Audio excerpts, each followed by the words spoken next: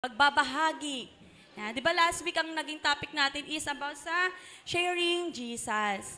So ngayon naman, syempre, dahil natutunan natin kung paano natin i-share si Jesus, ngayon naman, syempre, as a part ng Christian living, dapat alamin natin ano ba yung cycle nung pag-share. Kasi may cycle yan eh. Hindi lang basta-basta mag-share ka, tapos wala na, parang wala nang mangyayari sa buhay mo, tapos hindi mo alam rason mo kung bakit ka mag-share.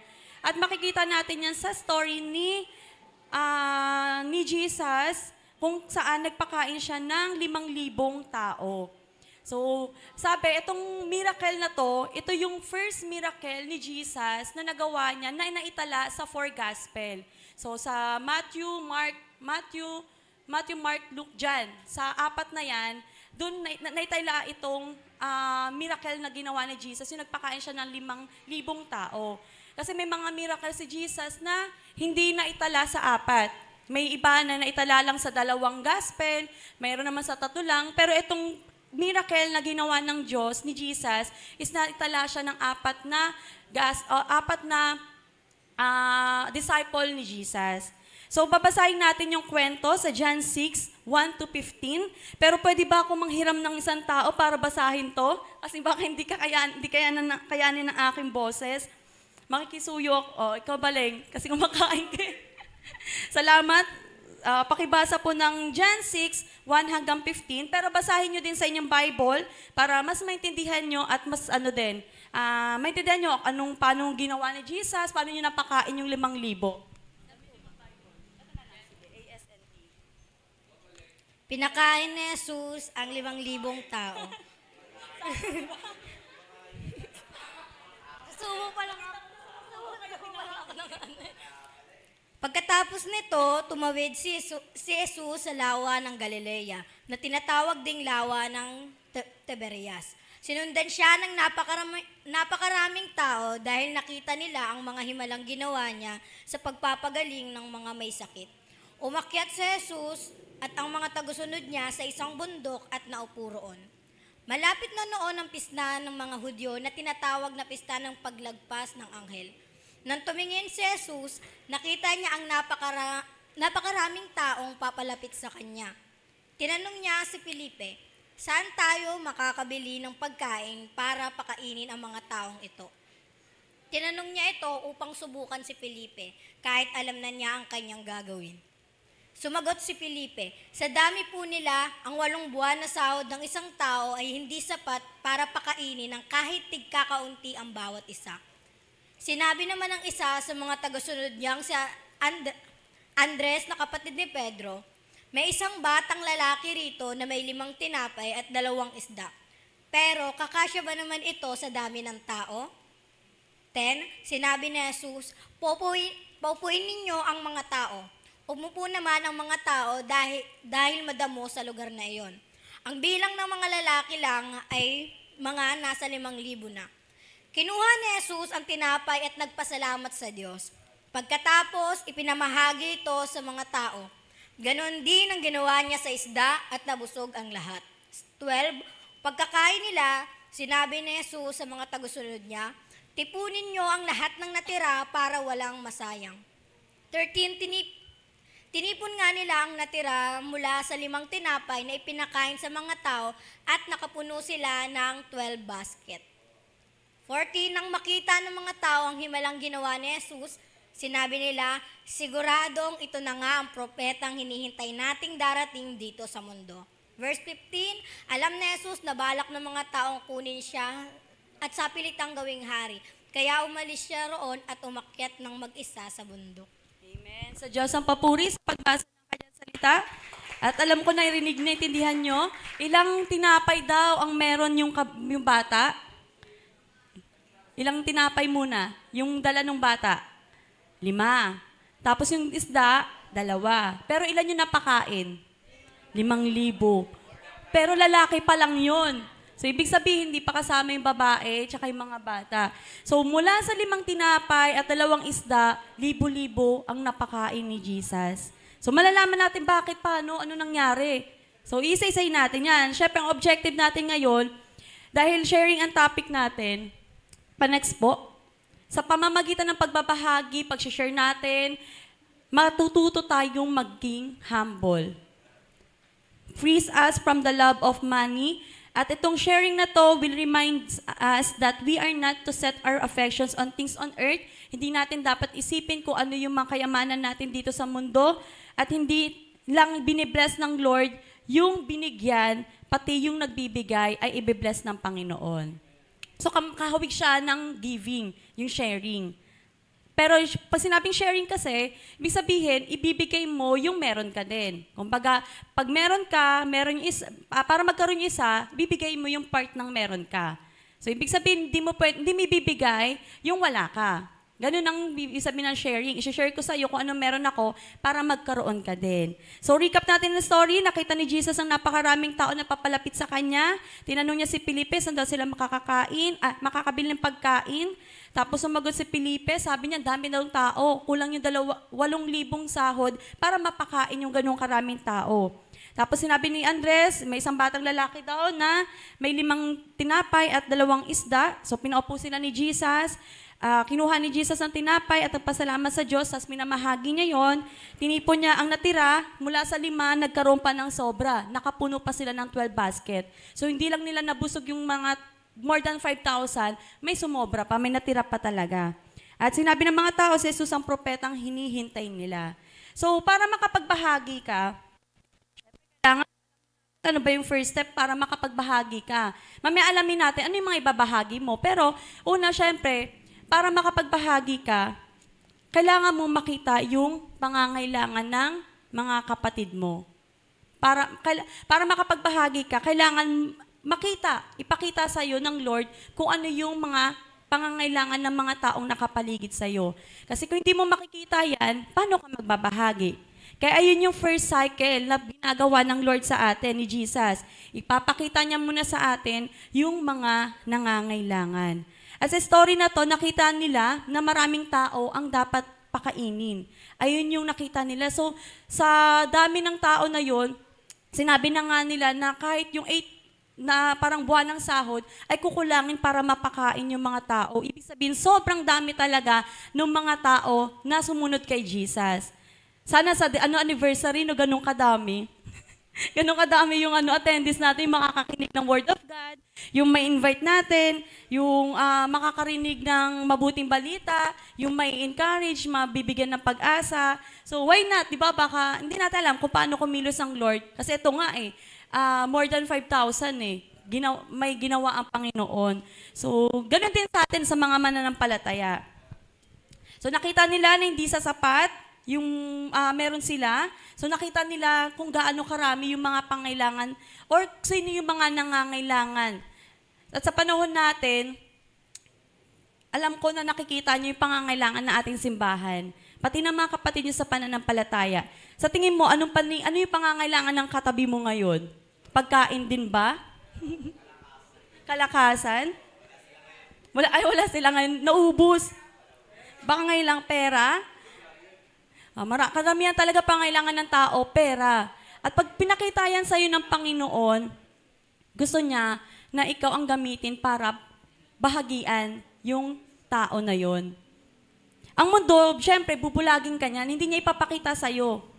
Hindi niya ipapakita sa'yo na yung kapatid mo sa pananampalataya o yung katabi mo ay nangangailangan ng kalakasan, ng panalangin. Ganun yung gustong gawin ng kaaway sa atin. Bubulagin niya talaga tayo.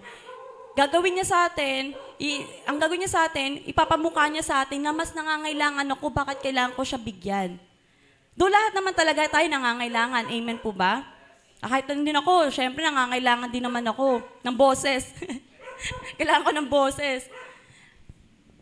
Yun nga lang, ang ganun ng target ng kaaway. Sino ang kaaway? Si Satanas po yun. Ang kaaway natin si Diablo. So, ang target niya sa atin, bubulagin niya tayo. Hindi niya ipapakita sa'yo kung sino yung nangangailangan, kung ano yung pangangailangan ng simbahan, kung ano yung pangangailangan ng magulang mo, ng kapatid mo. Bubulagin niya talaga tayo.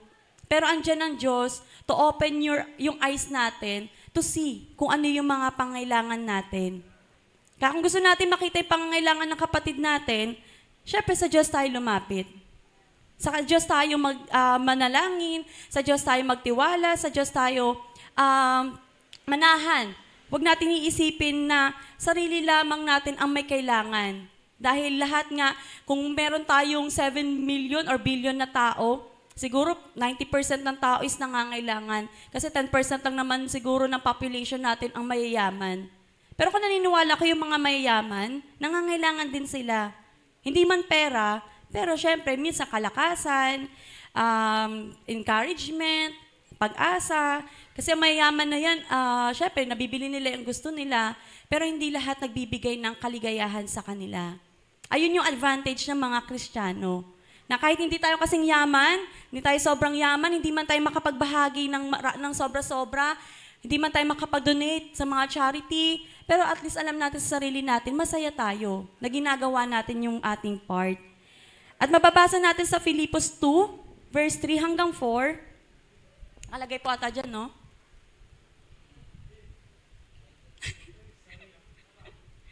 Bago pa lang po kasi digital namin.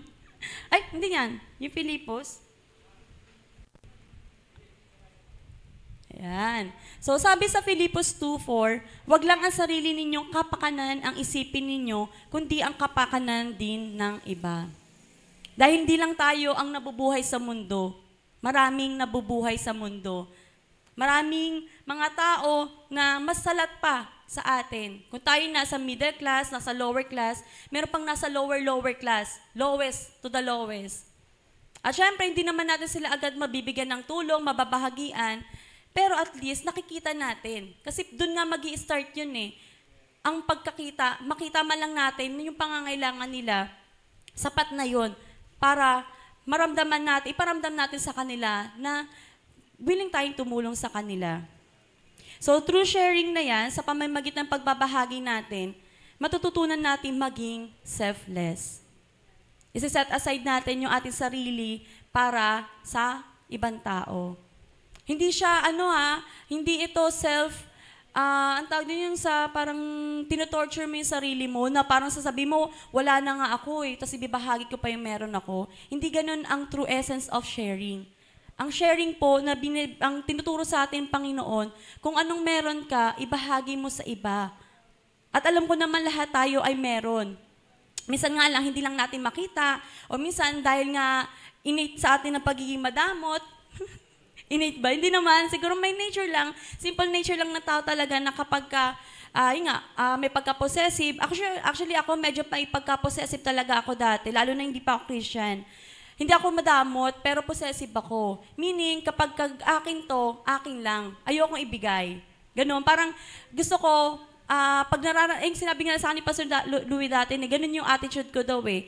Kapag alam kong akin yan, akin lang. Nahirapan ako ibahagi kasi nga, medyo possessive ako eh. Ayokong i-let go yung bagay na meron ako. At sabi nga daw, sa pamilya, bunso daw ang madamot. Totoo ba yon? Hindi. Yung nagre-react yung mga bunso, oh. Sabi nila kasi lahat daw ng luho, lahat daw ng mga gusto na ibibigay. May uma-agree, oh. Lahat ng gusto nila na ibibigay. Kaya ayaw daw nilang ibigay sa panganay, sa mga pangalawa, sa pangatlo. Kasi akin lang daw yun, kanya lang daw yun. Ang dahilan nila, binigay na nga sa akin, bibigay ko pa sa iba. Parang ganun. Pero syempre, sabi lang naman yun. Pero syempre tayong mga Kristiyano, mapabunso ka man, mapanganay ka man, only child ka man, kawawa naman yung only child dito.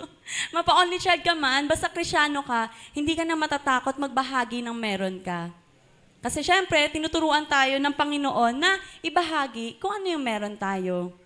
At dahil nakikita na natin yan, yung mga pangangailangan ng tao, syempre gusto ng Panginoon, maging channel tayo ng pagpapala. Siyempre, pag nakita natin, huwag tayo magbulag-bulagan at magbingi-bingian.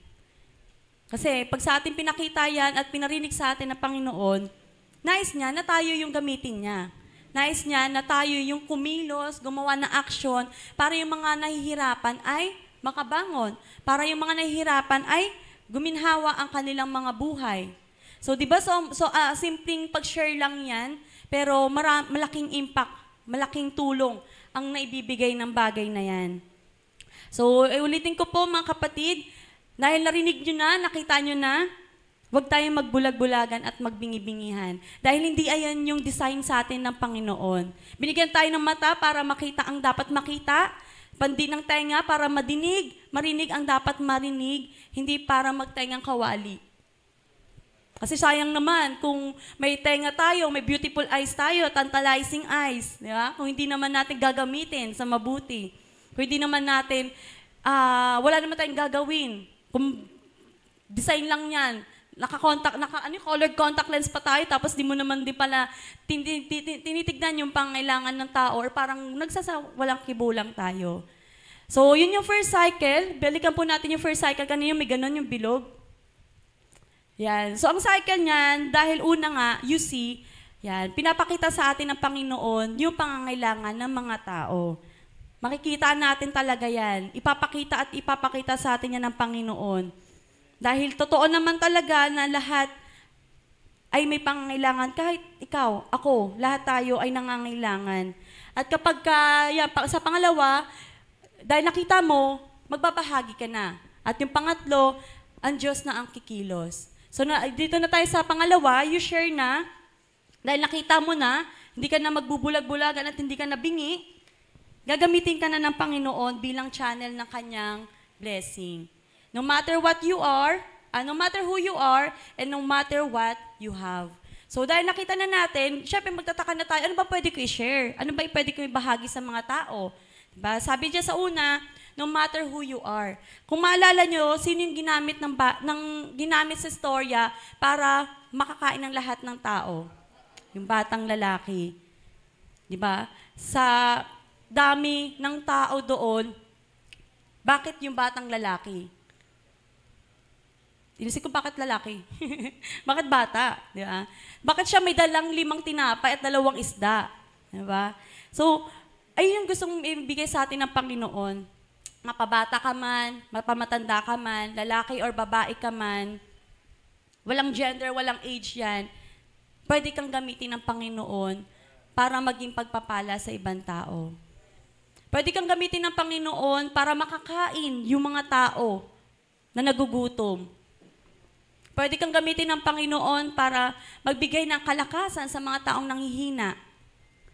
Pwede kang gamitin ng Panginoon para yung mga tao na hindi nakakarinig ng salita ng Diyos ay makarinig ng mabuting balita. So, hindi hadlang ang pagiging bata or matanda. Kung yung bata nga nagamit para mapakain yung libo-libong tao, tayo pa kaya na matatanda, na may kakayanan.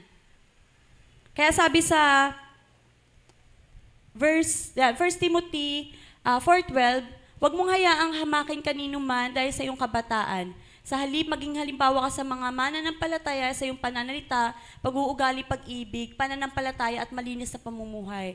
So inaano dito na kahit bata, pwede tayong mag-set ng example sa mga ibang tao. So kung gusto natin na yung mga tao na kapaligid sa atin ay matutong magbahagi din ng meron sila, simulan natin sa sarili natin. Kasi hindi naman natin sila pwedeng persahin na, uy, tulungan mo nga tong kapatid na ito, tulungan mo nga yung tao na to kung tayo mismo ay hindi rin tumutulong sa mga tao. So, nag-i-start siya sa atin. So, dahil kahit na anong edad man yan, or anong gender man, sino man tayo ng pagkatao natin, pwede tayong gamitin ng Panginoon. At kung anong mang meron ka, pwede mong ibahagi yan sa Panginoon. Kahit maliit na resources, kahit 5 piso, pagkain man na maliit, sapin-sapin, ano man kinakain natin, pera, physical na pagkain, spiritual food, pwede natin ibahagi yan sa mga tao.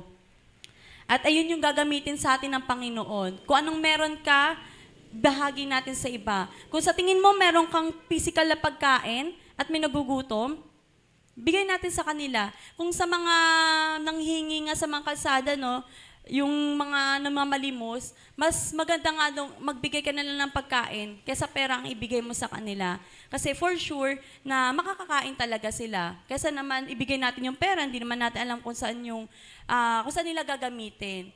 So ano lang naman yun, parang kayo kung anong gusto nyo, kung ano yung dealing sa inyo ng Lord, kung paano nyo tutulungan yung mga nangailangan, it's up to you pa rin. Parang yun ang maganda lang na example na madalas naming naririnig dito sa simbahan, madalas na narinig natin na tinuturo dito na kapag magbibigay ka sa mga, yun nga, mga less fortunate na tao, ang ibigay mo pagkain. Kasi makakatulong pa sa kanila yun. At alam natin na may patutunguhan talaga. Kesa naman, nga, hindi natin alam kung ano saan mapupunta yun, di ba?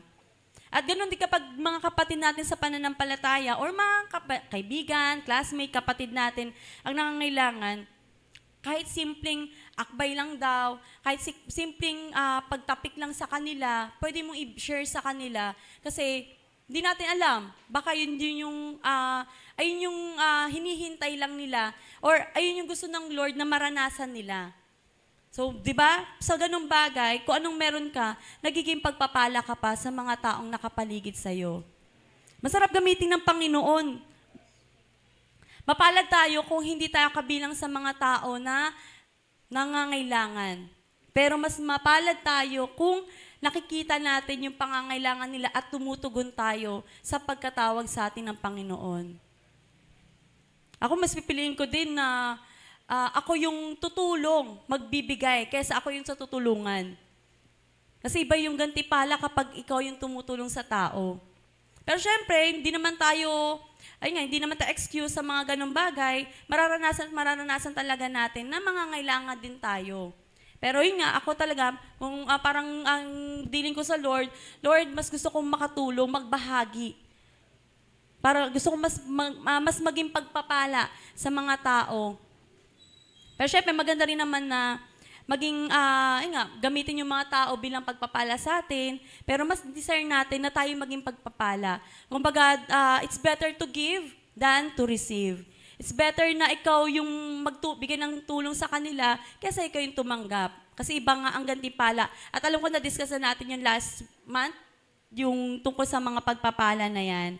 So, I pray na hindi natin nami-miss out ang bawat message ng Panginoon sa atin dahil maganda nga ang sequence natin dahil meron siyang topic, sunod-sunod, makaka-relate ka, tapos kumbaga pag may na-miss out ka, manghinayang ka talaga. Kasi syempre, mensahe na ng Panginoon yun eh.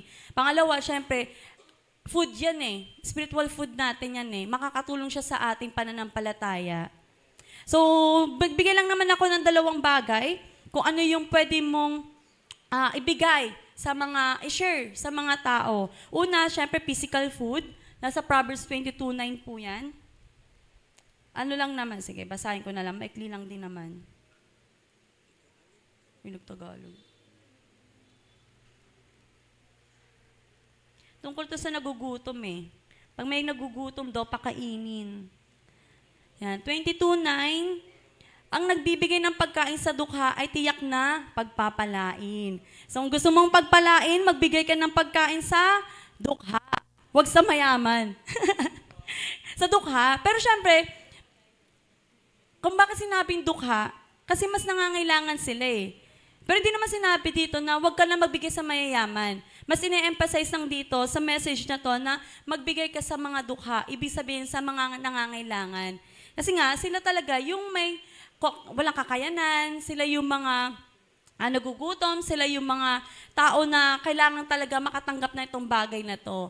So, kung gusto mong papalain, magbigay ka daw ng pagkain sa mga dukha, nangangailangan. So, yung mga nakakatanggap ng pagkain, salamat sa mga natatanggap namin, salamat sa mga nagbibigay ng mga pagkain sa amin, tiyak na pagpapalain kayo ng Panginoon. At salamat sa nagbibigay sa amin ng mga, syempre, yung mga kahit na, yung mga luto-luto, ganyan, nakakapagbigay siya sa amin ng pa-encouragement na may kasama kami sa paglilingkod namin sa Panginoon. At salamat na si Valerie sa mamayang pagkain natin ng mga workers. Ay, secret daw, may gawa na. Salamat, palakpakan natin ng Panginoon sa buhay ni Kuya JR. Nagagamitin ng Panginoon para pakainin kami physical. Yan. Physical. Ngayon kasi spiritual food ang inihain sa atin ng Panginoon. So, syempre, hindi lang naman tayo dapat laging spiritual, maging practical din, balance lang. So, ngayon, kumakain tayo ng spiritual food, mamaya naman, physical food. So, yung iba sa inyo, kayo nang bahala kung sinong papakain sa inyo. Basta mapalad kami dahil may magpapala sa amin, pagpapalain ka ng Panginoon. With coffee. At pangalawa, sabi, ayan, wealth naman ang pwede nating ibahagi sa mga kapatid. Wealth. Wealth. Makikita natin yan sa Gawat 4:32. Gawa 4:32 hanggang 33. Yan. 35 pala nakalagay. So sabi dito, ito yung sinabi dito, ang title nito, ang pagtutulungan ng mga mananampalataya. Nagkaisa daw ang mga mananampalataya sa damdamin at isipan. Itinuring ng bawat isa na ang kanilang mga ari-arian ay hindi lang para sa kanila, kundi para sa lahat. Grabe naman. So kung meron palang mayaman dito sa atin, no? Sabi dito, wag natin ituring na sa atin lang to, kundi para daw sa lahat. So ganun nga ang sharing, ang essence ng sharing or yung objective niya. Tuturuan ka niyang maging selfless. Na kahit may kayamanan ka, hindi mo siya aangkin, hindi mo sasabihin na akin lang to. Tuturuan tayo ng Panginoon na ibahagi ito sa mga tao. Patuloy natin sa 33, patuloy ang paggawa ng mga apostol ng mga kamanghamanghang gawa bilang patunay ng Panginoon Diyos sa talagang nabuhay muli. At lubusang pinagpala ng Diyos ang lahat ng mga mananampalataya. Sa pamamagitan ng pagbabahagi, sa simpleng pagkakaisa nila, pag-iisip nila na hindi ito sa kanila, mas lalo silang pinagpala ng Panginoon. Sa 34, hindi sila nagkulang sa kanilang pangangailangan dahil ipinagbili ng mga may kaya ang kanilang mga lupa't bahay at ang pera ibinigay nila sa mga apostol at ibinigay naman ito ng mga apostol sa bawat isa ayon sa kanilang pangangailangan. So kung lahat ng tao, lahat tayo ay magbabahagi ng meron tayo, walang magkukulang. Ayun yung gusto ituro sa atin dito na walang kukulangin, walang magugutom, walang maghihirap, kung ang lahat ay magtutulungan. At gano'n naman, naniniwala naman ako na dito sa simbahan natin, may ganun tayong spirit na willing tumulong sa mga nangangailangan. Hindi naman, siguro sa kanila, itong sa panahon nito, pinagbili nila yung kanilang lupa't bahay, tapos yung mga pera nila, ibinigay nila sa mga apostol. So, hindi naman po namin kayo dinedemand na magbenta kayo kagaya ng kaninang preaching ng umaga. Wala naman po nagdedemand sa inyo na ibenta nyo yung bahay lupa nyo, tapos pumunta kayo dito, ibigay nyo. Pero kung winihipo kayo ng Panginoon, di ba? Why not? Dahil sabi nga ng Panginoon dito, yung mga tao ay mas lalo pang pinagpala ng Panginoon. Pero syempre, hindi naman tayo after palagi sa pagpapala, sa blessings. Pero, syempre, iba pa rin kasi talaga kapag ang Lord ang nagpala sa mga tao. Sobra-sobra ang pagkilos ng Panginoon. Kaya kung meron tayong, kung ang kayamanan mo ay karunungan, bahagi mo. Kasi ang karunungan ay kayamanan din naman yan, di ba? Ang wealth, hindi lang naman about sa pera. So, ikaw ay may karunungan. Pag may mga tao na nahihirapan kung anong gagawin, kung parang nahihirapan sila kung anong direction ang gagawin nila at sa tingin mo ay may sapat na kaalaman ka sa bagay na yon, sabihin mo sa kanya, tulungan mo sa kanya na ito, baka makatulong to sa'yo. So, i-share mo yung nalalaman mo. At yun nga, yung kayamanan na yan ay hindi lang about sa pera, pero kung pagbabasihan natin o kung magpo-focus sa kayamanan, lahat naman tayo dito ay aminado na nasa middle class lang.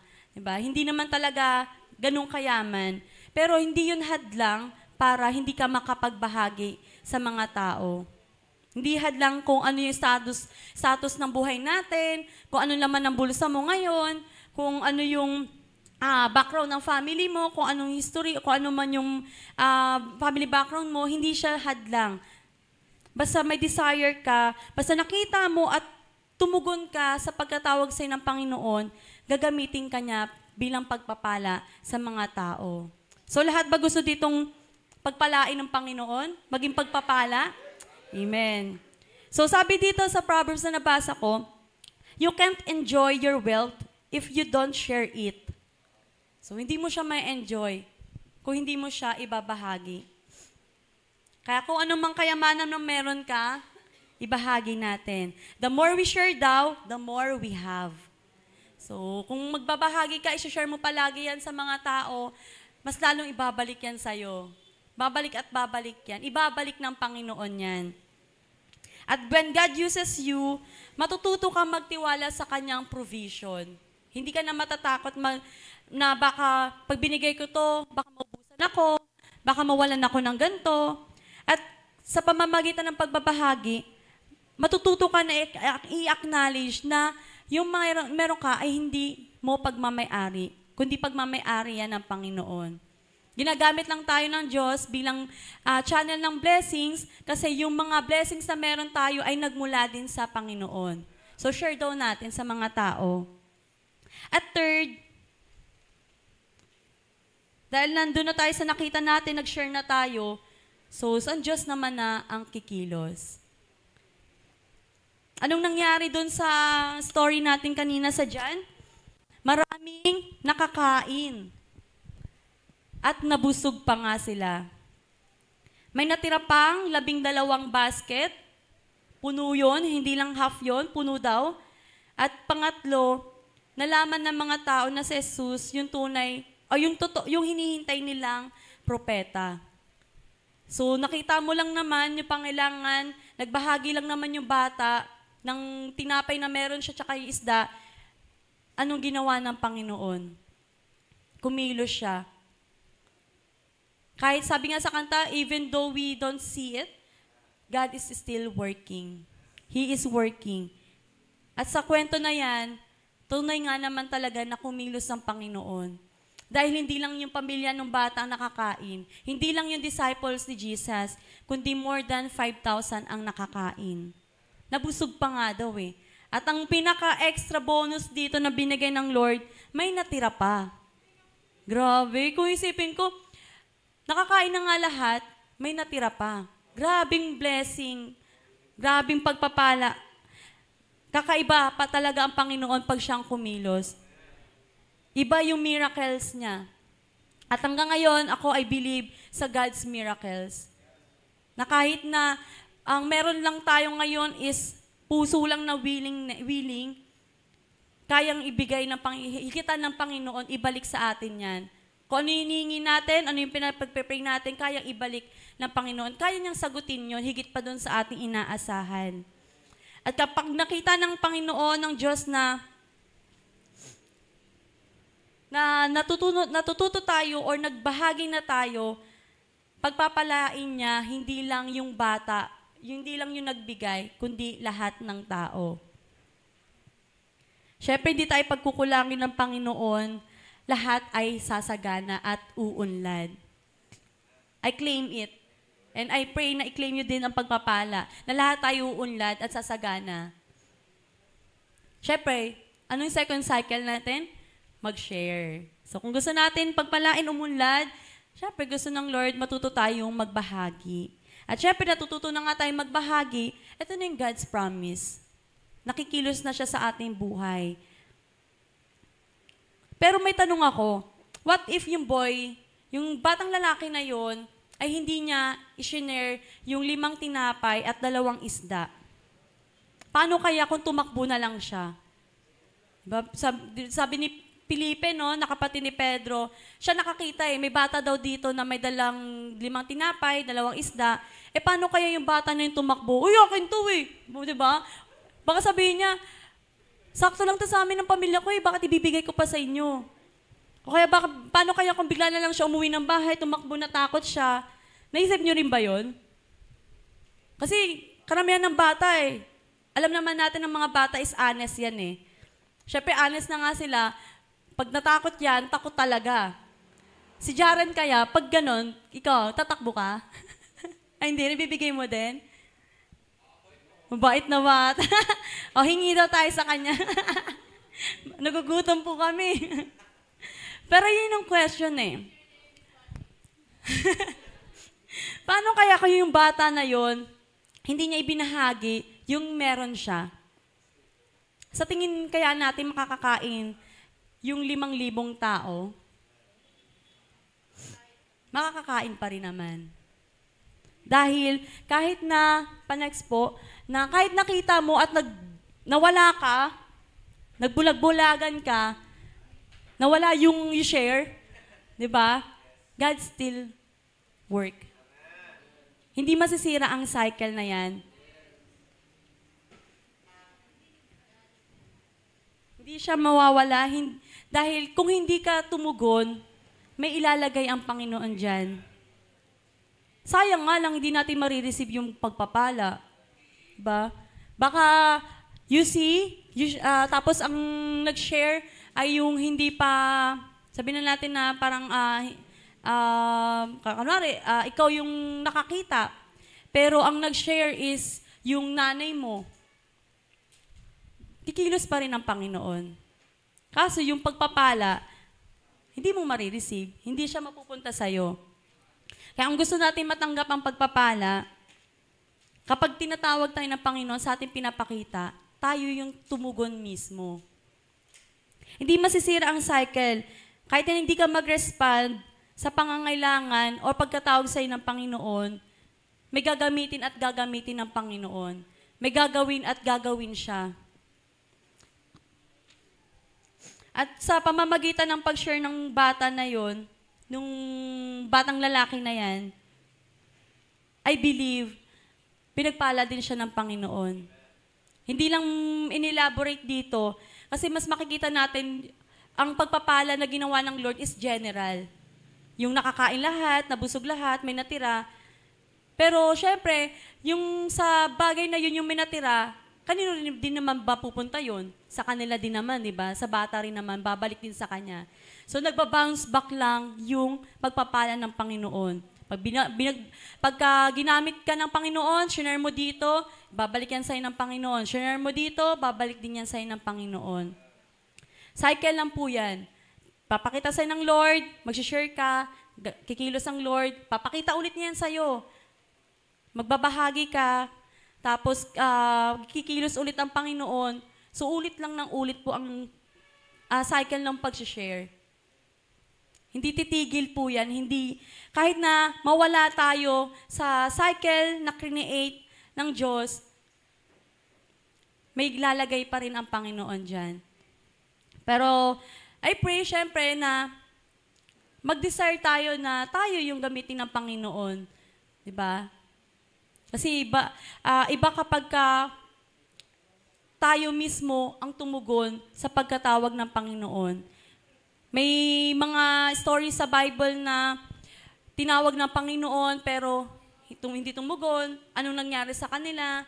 One of example, si Noah, di ba? Tinawag siya. Anong nangyari sa kanya?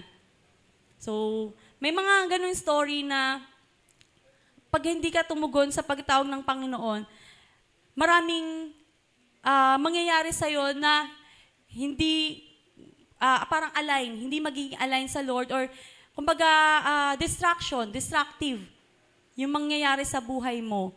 Pero mapalad si Noah dahil bumalik siya sa design ng Panginoon. Bumalik siya dun sa pagkatawag sa kanya ng Panginoon, kaya ano nangyari sa kanya? Pinagpala siya ng Panginoon. So ganun lang din po mga kapatid, kung gusto natin na makatulong sa mga nangangailangan at kung gusto rin natin tulungan tayo ng mga ng mga tao, lagi lang natin isipin na wag lang natin lagi isipin yung mga pansarili natin. Isipin din natin yung mga taong nakapaligid sa atin kasi hindi yan nilagay ng Panginoon na para makasama natin na parang wala lang, na parang may makasama ka lang sa paglalakad. So, merong purpose ng Panginoon kung bakit tayo nilagay sa pamilya na meron tayo, dito sa church na to. Kasi gusto ng Lord na ang bawat isa sa atin ay magtulungan. Sabi nga, kapag shinare mo daw ang joy, magiging doble to. At kapag shinare mo yung burden mo, magiging less. Mababawasan yung burden mo. Ang galing ng parang design niya na kapag shinare mo yung blessing mo, matutuwa din siya. So, dalawa na kayong magiging masaya. At kapag sinare ko naman sa'yo yung burden ko, yung mga paghihirap ko, nababawasan yung burden na nararamdaman ko. Kasi nabahagian ko siya. Nag-share kami sa meron kami. Sa meron ako, tapos maring bigyan niya ako ng mga encouragement, ng Word of God, ng mga Bible verse na makakatulong sa akin. So, ganun pala kapag nag-share tayo. So, syempre, hindi lang naman dapat lagi natin share mga burden natin, yung mga pain natin sa buhay natin. Pero makakatulong din naman siya sa atin, sa buhay natin. Pero mas maganda kung i-share din natin talaga kung ano yung pagkatawag sa atin ng Panginoon. Which is babay tayo sa last week, yung topic natin na share Jesus. Share natin si Jesus, kung paano natin siya nakilala, kung paano niya binago ang buhay natin, kung paano siya kumikilos sa buhay natin. Share natin sa mga taong nakapaligid sa atin. Ayun yung pinakamaganda na pwede nating ibahagi sa mga taong nakapaligid sa atin. And last verse natin, as conclusion natin, mababasa natin sa 1 John 3:17. Kung mayroon man sa atin ang nasa mabuting pamumuhay at nakikita ang isang kapatid na nangangailangan, ngunit hindi naman niya ito tinutulungan, masasabi na ba natin na sumasa kanya ang pag-ibig ng Diyos?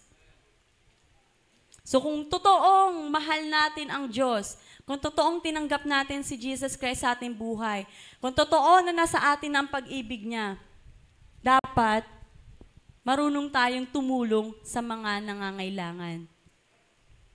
Kung hindi natin kayang tulungan yung mga tao, kung hindi natin kaya na ibahagi yung meron tayo, baka may mali, baka may kulang pa sa atin. Sumasagot siya.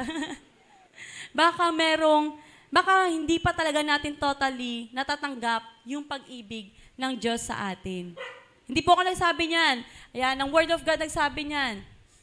Na makikita daw ang totoong pag-ibig natin sa kapwa natin kung ang pag-ibig natin ay may gawa. Hindi natin pwede sabihin na nakakaawa ka naman, gano'n, pinakita sa'yo ng Panginoon na nangangailangan. Hindi sa'yo pinakita ng Panginoon na nangangailangan ng tao para kaawaan mo lang siya. Pinapakita siya sa'yo ng Panginoon para may gawin ka. Ipakita mo na totoong mahal mo siya sa pamamagitan ng pagtulong sa Kanya. And sa Hebreo 13:16, at huwag natin kalimutan ang paggawa ng mabuti at pagtulong sa iba dahil ang ganitong uri ng handog ay kalugod-lugod sa Diyos. Gusto niyo bang malugod ang Panginoon? Gusto niyo bang matuwa, mapasaya, mapangiti ang Panginoon Diyos natin na nasa langit? Ayan lang po daw ang dapat nating gawin. Huwag nating kalimutang gumawa ng mabuti at tumulong sa tao. Ayoko maging kapwa. Kasi di ba sinasabi na yung sa radyo, anong pangarap mo daw? Parang ganon. Gusto kong maging kapwa. Kasi pag kapwa daw, yun nga, parang lagi siya nakakatanggap ng tulong sa mga tao. Tayo mga Kristyano, wag lang tayo maging kapwa. Tayo mismo ang mag-initiate ng tulong, magbigay ng tulong, maging pagpapala sa mga taong nakapaligid sa atin. Malulugod ang Panginoon sa ating kapag tutulong tayo sa mga tao. Simpleng pagtapon ng basura, simpleng pag-ayos mamaya na upuan, simpleng pag-unplug ng mga saksakan, di ba? It's a way para mapakita natin, mapasaya natin ang Panginoon. Kasi sa mga simple acts na yan, natutulungan natin yung mga tao na hindi mahirapan sa paglilinis, hindi mahirapan sa pag-aayos ng mga bangkuan, or kung ano-ano mga bagay. So ito po yung gusto ng Lord ipaalala sa atin. Nalulugod ang Panginoon kapag nakikita niya tayong nagtutulungan. Unity, Team Jesus. Tulungan tayo palagi. At sa darating na anniversary natin, paalala ko lang na magkakaroon tayo ng sacrificial giving. Malakpakan natin ang Panginoon. Sacrificial Thanksgiving pala. Iba po yung giving sa Thanksgiving. So, magkakaroon tayo ng sacrificial Thanksgiving.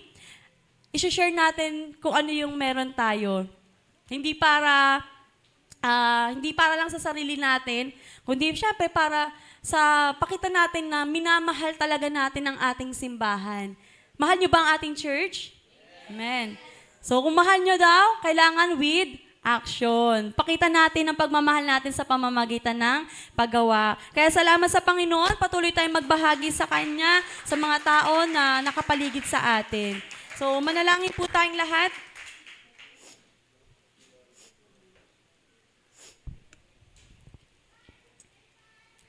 Amin Diyos, salamat Panginoon sa gabing ito, sa mensahe na ibinigay mo sa amin, Panginoon. Lord, hindi namin ito magagawa kung mananahan or aasa kami sa sarili naming karunungan at lakas. Kaya nais namin ang pagsama ng banal na Espiritu. Give us wisdom, courage, Panginoon, na masunod ang kalooban mo at hindi ang sarili naming kalooban. We pray, God, na makita namin ang pangangailangan ng simbahan mo, ng mga taong nakapaligid sa amin, at huwag kami magbingi-bingian at magbulag-bulagan. Naway gamitin mo kami bilang pagpapala sa mga nakapaligid sa amin. In all aspect, Panginoon, kung anong meron kami, turuan mo kami i-let go to at ipagkatiwala na you will provide, Panginoon, kung ano yung mga pangailangan namin at hindi mo kami pagkukulangin. Dahil ikaw ang aming pastol, hindi mo kami pagkukulangin. Lahat ng mga pangailangan namin ay kaya mong ibigay, Panginoon. And I pray, God, continue to bless us, Panginoon, ang bawat isa sa amin. Patuloy, Panginoon, na mangusap ka sa buhay ng bawat isa. Itong mensahe mo, Panginoon, ay hindi lang namin basta narinig ngayong gabi. Bagus, Lord, mai-apply namin to sa darating na bukas, sa sunod na araw, at sa pang-araw-araw na buhay namin, Panginoon, ay hindi kami matakot na magtiwala sa iyo. Hindi kami magtakot, Panginoon, na ibahagi ang meron kami. Dahil ikaw na aming Diyos na makapangyarihan at source of everything ay kaya mong ibalik to sa aming Panginoon ng siksik at liglig at nag-uumapaw. Kaya we give you the highest glory and honor, adoration belongs only to you. In Jesus' name we pray. Amen and amen.